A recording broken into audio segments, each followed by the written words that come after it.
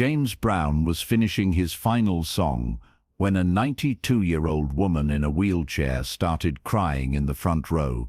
What he did next became the most emotional performance of his entire career and reminded everyone why they called him the Godfather of Soul. It was October 14th, 2006, at the Fox Theatre in Atlanta, Georgia. James Brown was 73 years old and performing what would be one of his final concerts before his death, just 2 months later. The theatre was packed with 4,600 fans, but in the front row sat someone very special. Dorothy Mae Richardson was 92 years old, in a wheelchair, with an old photograph clutched in her wrinkled hands. Her daughter Karen sat beside her, watching as tears streamed down her mother's face. Dorothy had been crying since James stepped on stage. These weren't ordinary tears. They were tears of recognition, of a connection stretching back 56 years. Karen leaned close. "Mama, are you okay? Do you need to leave?" Dorothy shook her head firmly. "I'm not leaving. I've waited 56 years for this moment." The story began in 1950, in a small juke joint in Macon, Georgia. Dorothy was 36, a widow raising 3 children alone after her husband died in World War II. She worked 2 jobs, barely making enough to feed her kids. One Friday night in August, Dorothy's sister convinced her to see a young, unknown singer named James Brown perform. Dorothy almost said no because she couldn't afford the $2 cover charge, but her sister paid. That night changed Dorothy's life. She had always loved to dance. Before her husband died, they danced every weekend. But after he passed, Dorothy felt that joy was over. Dancing seemed inappropriate for a widow with children to raise. At the club, Dorothy sat tapping her foot, but stayed in her seat while everyone else danced. She watched young James Brown command the stage with incredible energy. He was only 17, pouring everything into his performance. After the show, Dorothy was still sitting at her table, lost in thought. James Brown came down from the stage, thanking people for coming. He stopped at Dorothy's table. "Ma'am, I saw you tapping your foot all night, but you never got up to dance. Did you not like the music?" Dorothy looked up at this teenager and felt tears coming. "No, son, I loved it. I don't dance anymore." James sat down. "Why not?" Dorothy told this stranger everything. Her husband, their dancing together, how that joy died with him. James listened to every word, then he stood up and held out his hand. "Ma'am, your husband wouldn't want you to stop dancing. Dancing is how we tell the world we're still alive, still fighting. Please dance with me, just one song." The club was almost empty by then, but James went back to the stage, picked up his guitar, and began playing a slow, soulful blues song. And Dorothy, for the first time in 6 years, stood up and danced. She danced with tears streaming down her face, and James Brown sang just for her. When the song ended, James walked her back to her table and said something she never forgot. "Remember this feeling," he told her. "Music and dancing aren't luxuries. They're how we survive the hard times. Don't ever stop dancing, no matter what life throws at you." Dorothy took his words to heart. She started dancing again, first alone in her kitchen, then at church socials, then wherever she felt the urge. Her children noticed their mother seemed lighter, happier. Over the next 50 years, Dorothy followed James Brown's career. She bought his records when she could afford them, watched him become a legend. She attended a few concerts when he performed near Macon, always sitting in the back, never expecting him to remember her. But Dorothy kept a photograph from that night. Her sister had snapped a picture of Dorothy, and young James dancing in that nearly empty club. It was blurry and faded now, but Dorothy treasured it. In 2006, Dorothy was 92, and in declining health. Doctors said she probably had less than a year to live. Her daughter Karen knew her mother's biggest dream was to see James Brown one more time. When Karen learned James was performing in Atlanta, just 85 miles away, she bought 3 front-row tickets. She didn't tell her mother where they were going until they arrived. When Dorothy saw the marquee announcing James Brown, the Godfather of Soul, she burst into tears. "Karen," she whispered, clutching her daughter's hand. "Karen, you didn't." "Yes, Mama," Karen said, crying herself. "Front row seats. We're going to see Mr. Brown." Dorothy insisted on bringing the photograph. She wanted to somehow show it to James, though she knew the chances were impossibly small. The concert began, and Dorothy was transported. Despite her age and frailty, she felt young again. She clapped along, swayed in her wheelchair, sang along to every song. James Brown, at 73, was still dynamic on stage, though his health was failing. But James gave everything to his fans, just as he always had. As the concert moved toward its finale, James was preparing to sing "Please, Please, Please," but just before he started, something made him pause. He looked out at the audience, and his eyes fell on Dorothy in her wheelchair. Maybe it was the way she was crying. Maybe it was the photograph. Maybe it was something else. A connection stretching across decades. James stepped to the edge of the stage and knelt down, bringing himself closer to Dorothy's level. "Ma'am," he said, his voice carrying through the microphone. "You in the wheelchair, ma'am? Are you all right?" The entire theater went quiet. Everyone turned to look at Dorothy. Dorothy, stunned that James Brown was talking to her, could only nod and cry harder. "What's that you got in your hand?" James asked gently. Karen, realizing this might be their only chance, held up the photograph so James could see it. One of James's security guards brought the photo to the stage. James took it, and his entire face changed. He was silent for a moment, just staring at the faded photograph.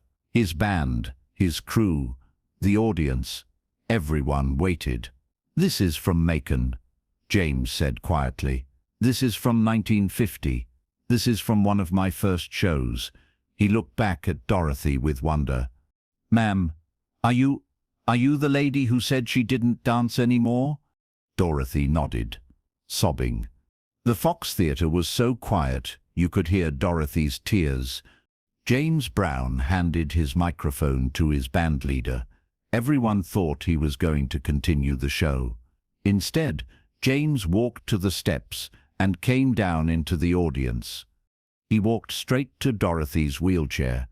"I remember you," James said, and his voice was full of emotion. "I remember that night.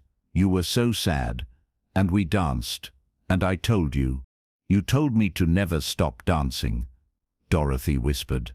"And I never did. Because of you, I never stopped." James Brown, the Godfather of Soul, the hardest working man in show business, the man who had performed for presidents and kings, knelt down beside a 92-year-old woman's wheelchair and took her weathered hands in his. "Did you keep dancing?" he asked. "Every single day," Dorothy said. "When I cooked dinner for my children, I danced. When I cleaned houses, I danced. When I was happy, when I was sad, when life was hard, I danced. Because you taught me that dancing is how we survive."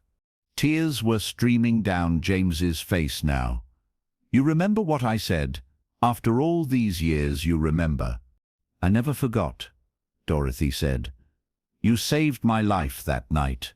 You gave me back my joy." James Brown stood up, and addressed his band on stage. "Boys, I need you to play something slow and sweet. Can you do that for me?"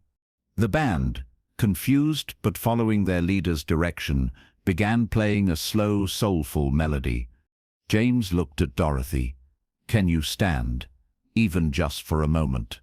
"I haven't stood on my own in 3 years," Dorothy said sadly. "Then we'll do it differently," James said. He gestured to one of his crew members. "Bring me a chair, a good, sturdy chair." Within moments, a chair was brought to the floor.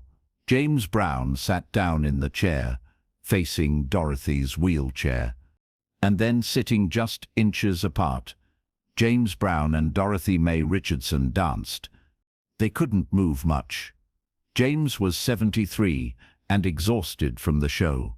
Dorothy was 92 and could barely move her arms, but they held hands, and they swayed to the music, and they danced. The entire audience was crying. People were holding up their phones, trying to capture this moment, but many of them were crying too hard to film steadily. James sang softly, almost under his breath, a gentle melody that wasn't from any of his famous songs. It was the same blues song he'd played for Dorothy in 1950, a song he probably hadn't performed in decades, but somehow remembered. They danced for maybe 3 minutes, though it felt like time had stopped. When the music ended, James leaned forward and kissed Dorothy's hands. "Thank you," he whispered. "Thank you for remembering. Thank you for dancing. You remind me why I do this." "No," Dorothy said, smiling through her tears. "Thank you for everything, for giving me back my life." James slowly stood, his knees aching, and returned to the stage. But before he picked up his microphone, he turned back to Dorothy one more time. "Ladies and gentlemen," he said into the microphone, his voice full of emotion, "this is Mrs. Dorothy Richardson. In 1950, when I was just starting out, she taught me something important. She taught me that music isn't just entertainment. It's healing. It's survival. It's life itself." The audience erupted in applause. People were standing, cheering, crying. "Mrs. Dorothy," James continued, "I'm dedicating this final song to you." And then James Brown performed "Please, Please, Please" with more emotion than he'd ever brought to it before. He poured out everything, every bit of his soul, into that performance. When he dropped to his knees as part of his famous routine, he wasn't acting. The emotion was real. After the show, James spent time with Dorothy and her family backstage. He signed the old photograph. He gave Dorothy one of his capes. He told her that meeting her again was God's gift to him. "I needed to be reminded of why I started doing this," he said. "Music has the power to heal, to give hope. You just reminded me of that."